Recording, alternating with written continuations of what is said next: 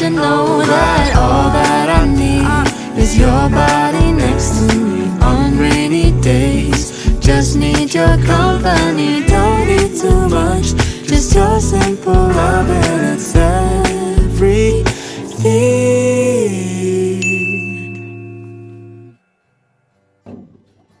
Hi guys! So today is Thursday ng hapon. Well, actually gabi na. Pero maliwanag pa sa labas. Look. 7:15, 2nd of May, Thursday, 2023. So, nagluluto ako ngayon ng dinner namin na ano. So, hulaan niyo kung anong ulamin namin. So, kagabi, nag-adobo ako ng beans and pork. Parang sitaw, adobong sitaw. Ngayon ng gabi, luluto ako ng caldereta, chicken caldereta. So, yung chicken, niluluto ko na. Then, nagkakat ako ng carrots, bell pepper, tsaka potatoes. So, yeah. Kanina, medyo pagod ako. So, medyo parang tinatamad ako magluto, gano'n. Pero, sinipag din naman ako after 1 hour na nakaupo sa sofa. Kasi guys, nakakapagod.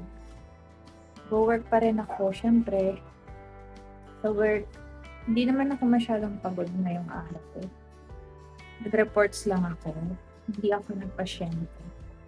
Pero ewan ko ba, feeling ko yung hindi ka makahiga the whole day, yun yung nakakapagod pag buntis ka. So,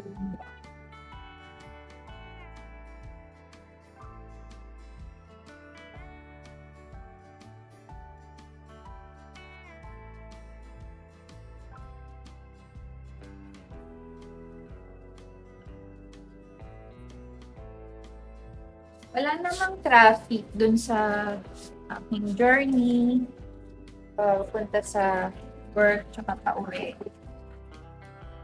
Pero, yun na, nagte-drive ako 20 minutes.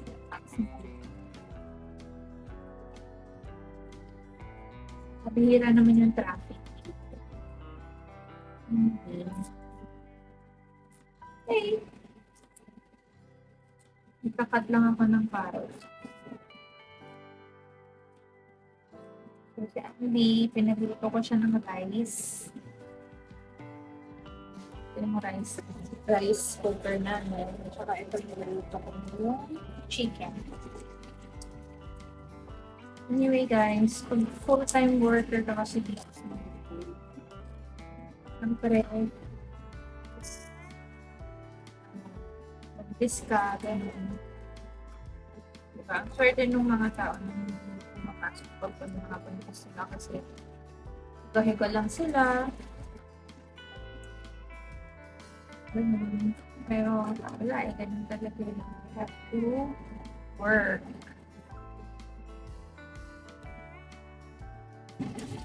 Ito si Lady, nag-dinner na. Lady, say hello to the guys.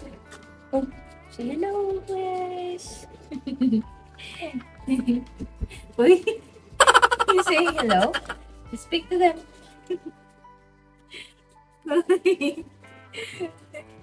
Lady, who's that? Who's that? Say hello to them.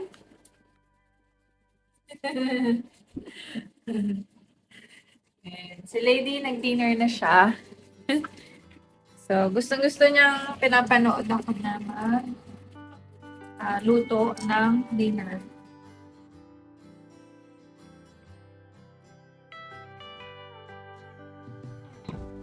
Si Auntie kasi, working from home siya. So, alam niyo ba guys, na yung asawa ko ay nakapaglaban na ng aking uniform. Habang nag-work from home.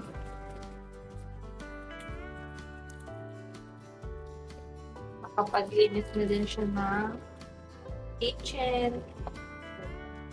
So, working from home siya 4 days a week.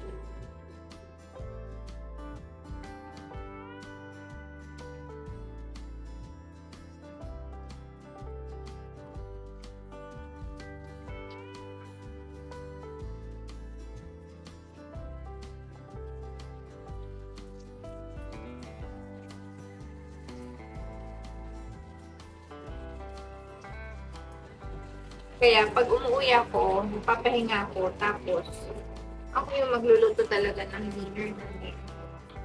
Ako yung tagaluto talaga. Then, mamaya, siya yung nilinis ng kusina. Pero gusto ko rin yung nagluluto kasi ako para Filipino food yung nakakain ko. Kung alam kung paano kami pag ang anak ako kasi hindi talaga siya nagluluto. Magluluto lang siya yung mga oven food.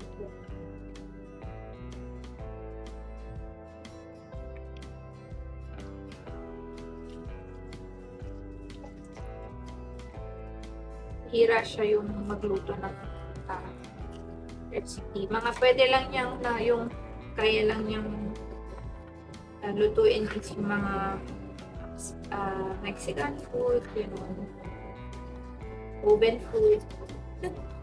Pero yung mga recipe, meron chili, yun. Nakapagluto naman siya ng chilies. So,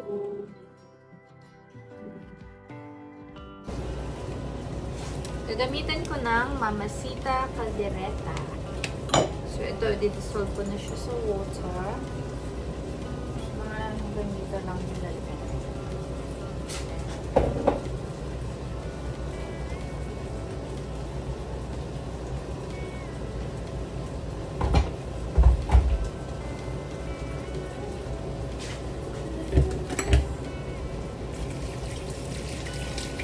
Hindi na maglalagay ng tomato sauce. Ito na lang. Food na to. Sabi 500.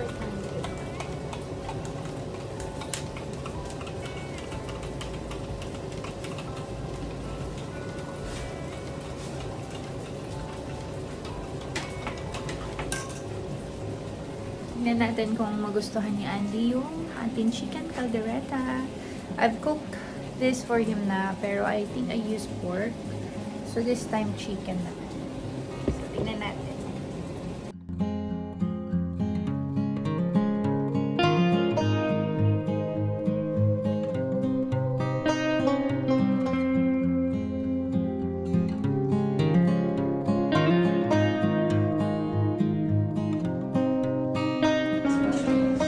Here is my caldereta.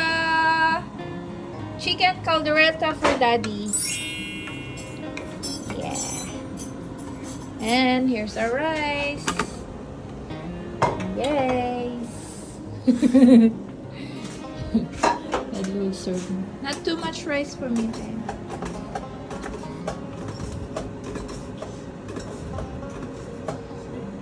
You're fluffing the rice, are you? Yeah. But when you cook it, it's too much and I can't fluff it. Because I don't want to keep cooking rice. I just want to microwave it. Well, wait. Not too much, babe. Ay, ay, ay, That's ay, big. ay, ay. No, it's not. What you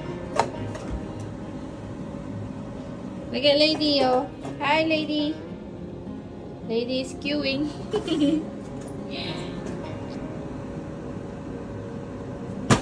Okay. Serve the chicken. Just do.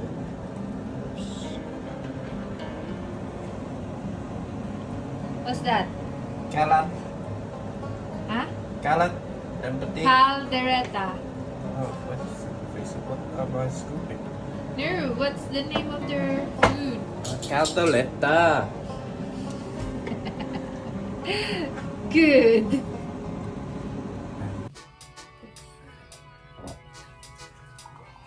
Not too much. Thank you. No.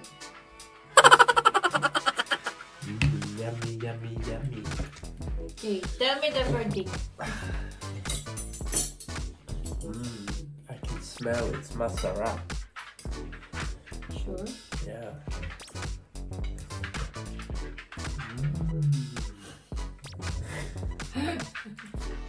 Ang bola. Ladies, lovely. Look. Oh. Yes, lady.